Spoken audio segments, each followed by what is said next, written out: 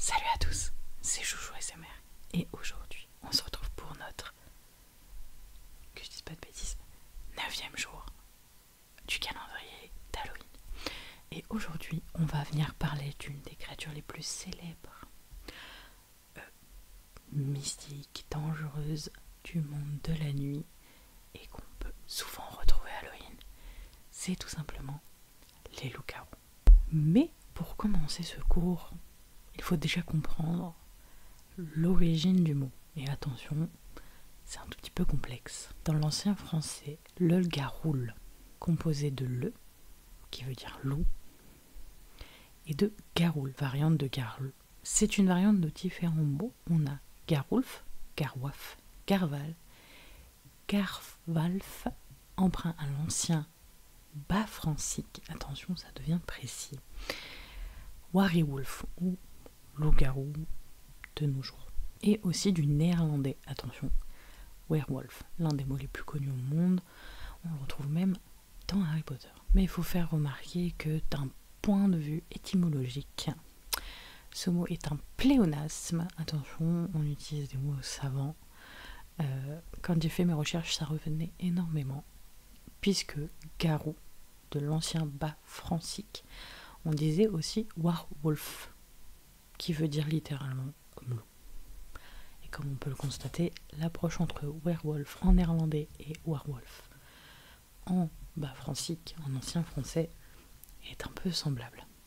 Mais il faut savoir qu'il y a aussi un nom scientifique et qui est même beaucoup plus répandu dans la culture. Ça, on parle de cas de lycanthropie, ou tout simplement lycanthrope.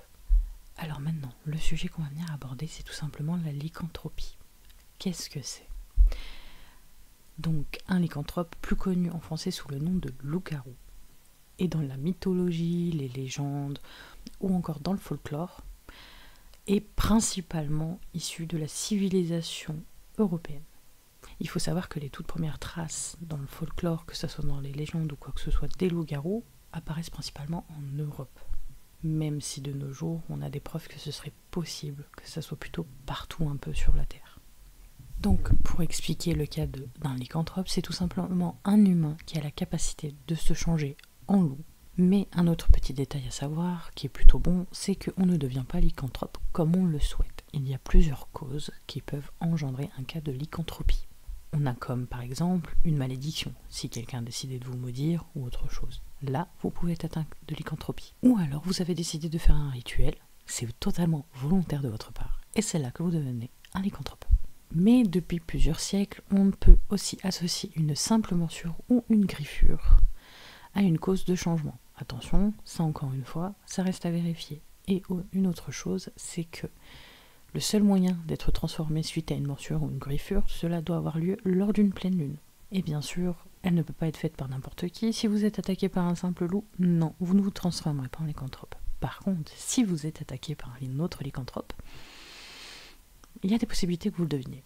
Il faut savoir que les cas de lycanthropie peuvent se déclencher à tout moment, mais principalement lors des soirs de pleine lune, condamnant malheureusement ces pauvres personnes à une errance sous la forme d'un loup ou en ayant les attraits. Il faut savoir que la plupart du temps, cela dure jusqu'au matin. Maintenant, on va parler un peu histoire et on va essayer de savoir à peu près à partir de quand nous trouvons les premières traces des loups-garous. Et on les retrouve principalement au tout début, pour les premières fois, dans certaines mythologies grecques. Comme par exemple l'une des plus célèbres légendes liées tout simplement à la lycanthropie elle-même, on va venir parler du roi Lycaon. Notre cher roi Lycaon était connu pour son mépris des dieux. Zeus, voulant le mettre à l'épreuve, décide de lui rendre visite sous les traits d'un mendiant. Lycaon, décidant de l'inviter à sa table, lui servit de la viande fraîche, humaine. Dans certaines versions, on parle principalement de son petit-fils Arcas qu'il aurait décidé de servir à ce fameux mendiant. On a aussi d'autres versions, dont par exemple celle du récit d'Ovide. Il s'agit d'un otage molosse que Lycaon fait cuire. Or, ce peuple était apparenté à Zeus et, de surcroît, en agissant ainsi, Lycaon bafoue les règles de l'hospitalité. Sacré Lycaon. Mais on a aussi d'autres versions qui, tout simplement, il décide de sacrifier un de ses enfants à Zeus sur le mont Lycée et lui offre un repas. Zeus décide de changer Lyca en loup dans l'ensemble des variantes. Selon une version de l'histoire, Zeus, indigné, foudroie ses 50 fils et ressuscite Arcas, qui montera ensuite sur le trône. Mais les histoires de loup-garou ne se sont pas arrêtées en Grèce, elles ont fini par s'étendre à travers toute l'Europe, plus récemment au monde entier. Alors, on est sur le même concept que la vidéo du poltergeist. On est conscient que ça fait un tout petit peu moins peur, mais je suis quand même plongée dans le noir chez moi. J'ai la porte de mon placard ouvert, je me dis à tout moment, on voit une tête poupée. Mais bon, c'est pas grave. Pour la plupart des légendes, le loup-garou est toujours représenté de la même manière. On est sur un homme qui a la capacité de se transformer en loup, qui est à la fois maléfique et dangereux. Il est souvent décrit avec une force phénoménale, une certaine férocité. On aime bien les mots en F. Pour la simple et bonne raison, quand on dit que c'est un être féroce, dépourvu d'une force phénoménale ou encore d'une cruauté sans faille, c'est qu'il est capable de tuer plusieurs personnes en une nuit. Mais un petit bémol vient de s'ajouter à cela. Malheureusement, lorsque le loup-garou reprend sa forme humaine, il ne se souvient pas des méfaits de la nuit. Et malheureusement, cela, par moments, finira par leur porter préjudice. Alors j'adore parce que du coup mon visage est à moitié violet, à moitié bleu, parce que j'ai quand même essayé de laisser un petit peu de luminosité par rapport à la dernière fois. Du coup, non, ça va, le contraste est sympa. Mais on va essayer d'en apprendre un petit peu plus sur les cas de lycanthropie, car encore une fois, comme je vous l'expliquais, ça varie en fonction du pays ou de la région où le lycanthrope est aperçu.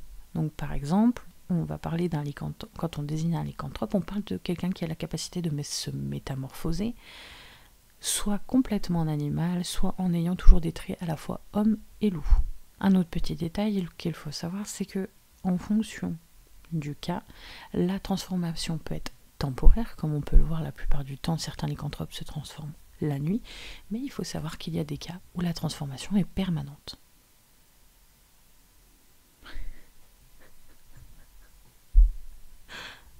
Je vous explique, je viens de me faire peur toute seule. Parce qu'encore une fois, je laisse toujours le plus de luminosité naturelle possible, mais je ne sais pas si vous arrivez à voir là.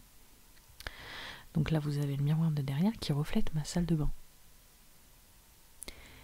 Et ça, c'est moi. Et j'ai paniqué parce que j'ai cru que cette personne était dans la salle de bain et que j'étais en train d'halluciner.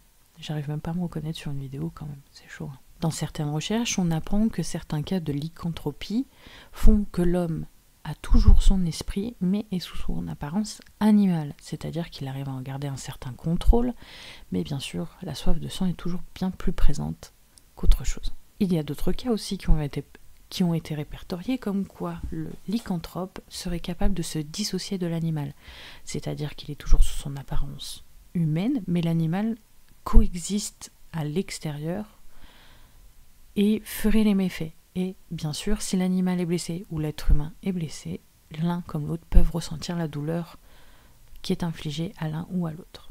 C'est un cas un peu rare, on en entend très peu parler, car la plupart du temps, on est plutôt sur le cas de l'humain a subi la métamorphose et se change soit à moitié en loup-garou, donc à moitié homme, à moitié loup, ou alors totalement en l'animal. C'est très très rare quand on se retrouve dans la troisième option. Mais par rapport à cette troisième option, il faut savoir que, on va dire que c'est plutôt un côté très spirituel, c'est-à-dire qu'en fait on est sur un cas où l'humain, même s'il est dissocié de l'animal, lui ne peut pas agir, c'est-à-dire qu'il est dans une transe, et encore une fois ça se passe principalement la nuit, et techniquement l'humain lui ne fait pas de massacre, ce sera plutôt l'animal. Mais encore une fois, comme je vous l'expliquais, on est sur un cas où si le loup est malheureusement blessé, l'humain le sera aussi. Donc quoi qu'il arrive, si malheureusement, par exemple, à certaines époques, si on se rendait compte qu'un loup avait été blessé, qu'un humain est blessé exactement au même endroit, on allait les relier ensemble, et malheureusement, on allait dire que c'était un cas de lycanthropie, de loup-garou. Donc malheureusement, l'humain était autant condamné que le loup. Et il y a encore autre chose, une autre forme, mais celui-ci on va plutôt l'associer souvent aux sorcières ou des choses comme ça.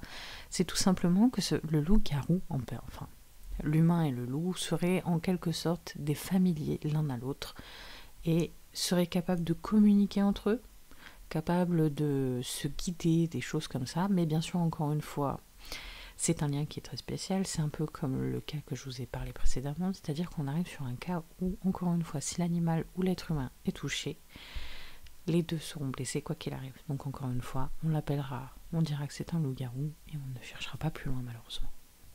Selon les croyances les plus répandues, on parle souvent d'un lycanthrope, que c'est un homme qui se change en loup, totalement, d'après certaines légendes, et les plus répandues bien sûr, mais que ça ne se passerait qu'à chaque pleine lune, qu'il se mettrait à marcher à 4 pattes ou sur 2 pattes. Pour les 2 pattes, on est d'accord, c'est quand il a une forme humanoïde. Attention, telle est la différence.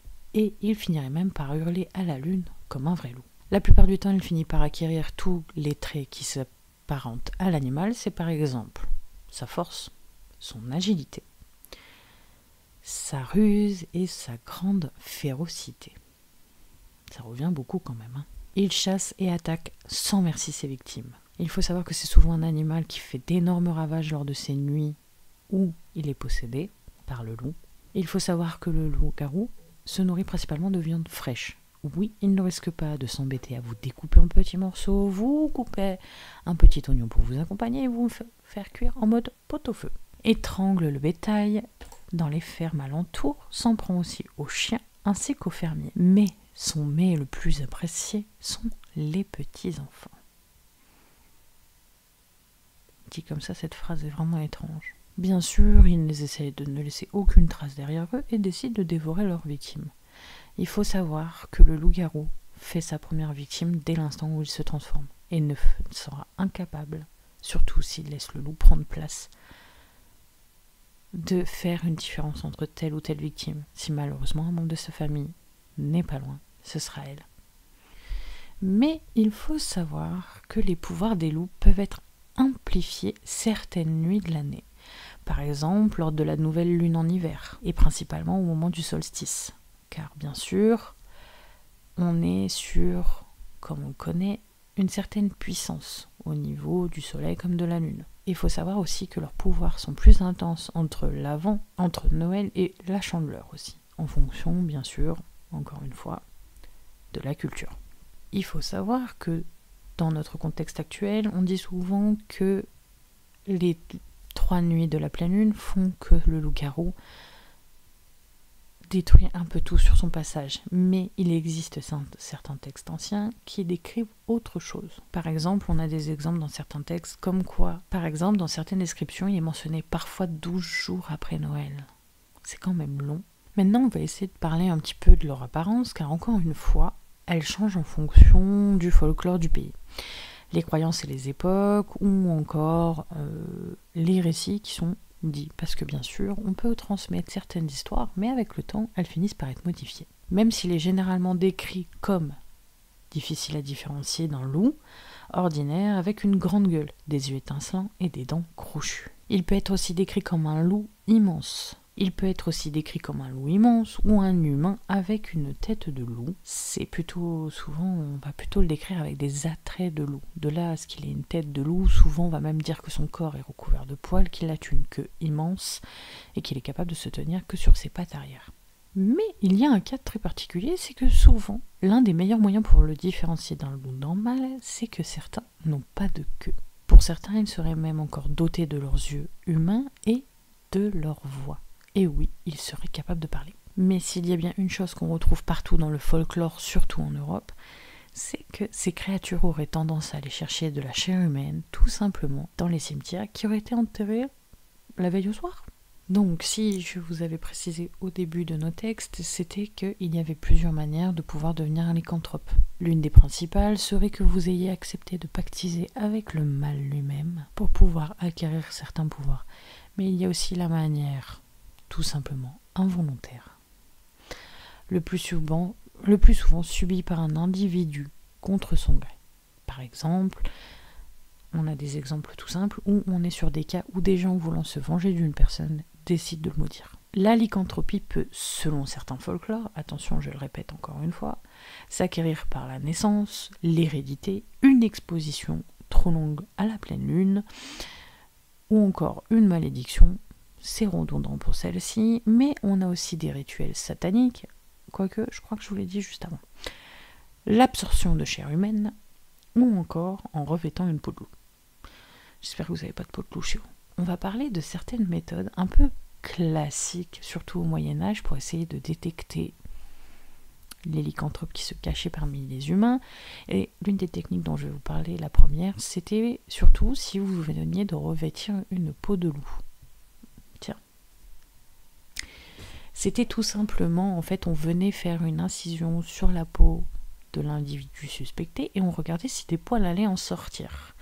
Il faut savoir que c'est principalement en Europe, au Canada, que ce genre de petit tour se passait. Car encore une fois, pour l'homme à cette époque, c'était tout simplement pour lui le seul moyen, enfin en tout cas dans son esprit, il pensait et était persuadé que l'homme n'avait qu'à revêtir sa peau de loup pour se transformer. Mais il ne se fiait pas qu'à ça, il y avait aussi soi-disant des traits particuliers que l'humain, quand il était sous son apparence d'homme, gardait. Par exemple, des sourcils qui se rejoignaient, le fameux monosourcil. Des ongles qui étaient légèrement rougeâtres dû à la transformation, ou encore le majeur et l'index qui faisaient exactement la même longueur. Un autre doigt était regardé, le pouce, s'il se rendait compte qu'il était court et gros, ça sentait pas bon pour vous. Si un homme avait malheureusement les mains poilues, encore une fois il était considéré comme un loup-garou. Si vous aviez les oreilles un peu trop basses et un peu trop en arrière, on estimait encore une fois que vous étiez un loup-garou. Bien sûr, de manière générale, si vous étiez plus poilu que la plupart de la population, vous étiez considéré comme un loup. Quand je veux dire poilu, si vous êtes poilu pas que sur le torse, c'est-à-dire que vos bras, vos jambes, vos pieds, vos mains. Voilà, vous étiez un loup-garou quoi qu'il arrive. Un des autres traits aussi, c'était plutôt sa personnalité. On racontait la plupart du temps, c'est qu'un loup-garou était souvent triste et mélancolique. Et l'un des plus grands clichés sur l'histoire des loups-garous, d'ailleurs on les retrouve aussi chez les vampires, c'est que tout simplement ce seraient des personnes qui n'aiment pas aller à l'église. Un des autres traits aussi, c'est que souvent quand il reprend sa forme humaine, il est plutôt... affaibli et souffre malheureusement de manque d'appétit, du fait qu'il soit repu et qu'il ait couru toute la nuit. Monsieur est un grand vagabond. Il peut être aussi soumis à des dépressions nerveuses. Une fois démasqué sous sa forme humaine, il est théoriquement possible de le tuer, de lui administrer un remède ou de l'enfermer et d'attendre sa transformation pour prouver sa culpabilité. Ce mot, des fois, il me pose problème. Dans l'Europe médiévale, il faut savoir que la plupart du temps, si un homme avait été jugé pour un cas de lycanthropie, il était brûlé vif et on faisait tout simplement ça pour éviter qu'il puisse être ressuscité si jamais il venait à être enterré. Et qui aurait pu croire qu'un seul jour dans notre vie nous entendrions cette phrase? On va dire avant la fin du 19e siècle, les Grecs estimaient qu'il était mieux d'incinérer quelqu'un qui avait été accusé de lycanthropie, car si jamais il était enterré, il aurait pu revenir en tant que vampire. On est bien d'accord, dans la plupart du folklore, les loups-garous et les vampires ne s'apprécient pas trop, à part dans Hôtel Transylvanie. Là, je suis d'accord, on a notre cher Dracula qui est meilleur ami avec un loup-garou, mais c'est très très rare. On disait aussi qu'il pouvait revenir sous la forme d'un loup, tout simplement, ou alors d'une hyène. Mais il faut savoir que dans certaines zones rurales, en Allemagne, en Pologne ou encore dans le nord de la France, les personnes mortes en état de péché mortel pouvaient revenir sous la forme d'un loup buveur de sang. Lycanthropie, vampirisme, on a les deux en même temps. Il faut savoir que malheureusement, certains cas qui avaient été estimés comme de la lycanthropie, souvent les personnes étaient exécutées, décapitées à arme blanche, ou alors, vu qu'on estimait que c'était le diable qui les possédait, on exécutait des exorcismes sur eux, et on sait très bien des fois jusqu'où ça peut mener, un exorcisme. Mais personnellement, quand j'ai lu ce passage, j'ai été plutôt horrifiée, c'est-à-dire qu'en fait, une fois qu'on avait exécuté le fameux lycanthrope, il faut savoir qu'il s'amusait du coup à jeter, amuser, je ne sais pas si ce serait le mot, mais pour moi c'est un peu comme ça que je le visualise, mais en gros, il jetait la tête du lycanthrope dans la rivière et il pensait que la tête serait entraînée vers les fonds, due à ses péchés, et qu'elle serait alors pardonnée. Mais il faut savoir une petite chose, dans certains pays comme par exemple la Bulgarie, Serbie et Slovaquie, il faut savoir que les loups-garous et les vampires sont souvent associés à l'un et à l'autre. Par exemple, on dit souvent que le loup-garou et le vampire sont connus sous le nom de Vulkodalk. Pardon, ma prononciation a été totalement nulle. Donc, encore une fois, dans certaines cultures, au final, en fonction d'où on vient, on peut les associer à d'autres créatures, comme je viens de vous le dire. Les loups-garous et les vampires donc peuvent être meilleurs amis dans certains univers. Donc, comme on peut s'en rendre compte, au final, le loup-garou et le vampire, dans certaines dans certains folklores est plutôt bien associé. Je pense même qu'on est sur des cas où on pense qu'un loup-garou peut être autant un vampire, ou un vampire autant un loup-garou, ou alors ils peuvent cohabiter sans problème. Et par exemple, aussi dans la mythologie hongroise et celle des Balkans, de nombreux loups-garous étaient décrits comme des sorcières vampiriques qui devenaient loups afin de sucer le sang des hommes nés un jour de pleine lune, dans le but de préserver leur santé. Sous forme humaine, ces lycanthropes seraient pâles avec un visage émacié, les orbites creusées, les lèvres gonflées et les bras flasques. Donc ça veut dire que la plupart des sorcières que nous représentons aujourd'hui sont à moitié loups-garous et vampiriques. D'accord. Pourquoi pas. Après, on peut bien dire une chose, c'est vrai que les lycanthropes ainsi que les vampires ont un certain lien. Par exemple, on va souvent dire que le loup-garou est un pont entre l'homme et l'animal, un animal bestial qui détruit et dévore le monde, alors que le vampire est un pont entre le monde des vivants et celui des morts. Ils n'ont pas totalement la même signification, mais l'un comme l'autre entraînent la mort dans leur sillage. En tout cas, si beaucoup de choses entourent de nos jours les histoires sur ces créatures, souvent à moitié humaines et animales, on peut dire que tout cela varie en fonction de où vous êtes. D'ailleurs, n'hésitez pas à me dire en commentaire si vous connaissez d'autres légendes. Mais moi, j'ai une question à vous poser dans toute cette histoire. Vous n'auriez pas un loup-garou dans votre entourage? Personnellement, je crois que j'en ai un à la maison, mais il veut pas me le dire. Je vais essayer de l'attraper. On sait jamais. En tout cas, si cette vidéo vous a plu, et si vous voulez que je parle d'une autre créature, ou n'hésitez pas, bien sûr, encore une fois, comme je vous l'ai dit précédemment, à me dire dans les commentaires si vous connaissez d'autres légendes au sujet des loups-garous. Et n'hésitez pas à me dire quelle créature on peut faire la prochaine fois. Sur ce, n'hésitez pas à laisser un petit pouce bleu et à vous abonner, ça fait toujours plaisir. D'ailleurs, vous avez vu, c'est bleu. Donc, il faut laisser le petit pouce bleu. Et je vous retrouve demain pour la prochaine vidéo. Je crois qu'elle est assez rigolote. J'espère que vous allez bien vous amuser avec celle-là. En tout cas, je vous laisse et je vous dis à demain. Bisous!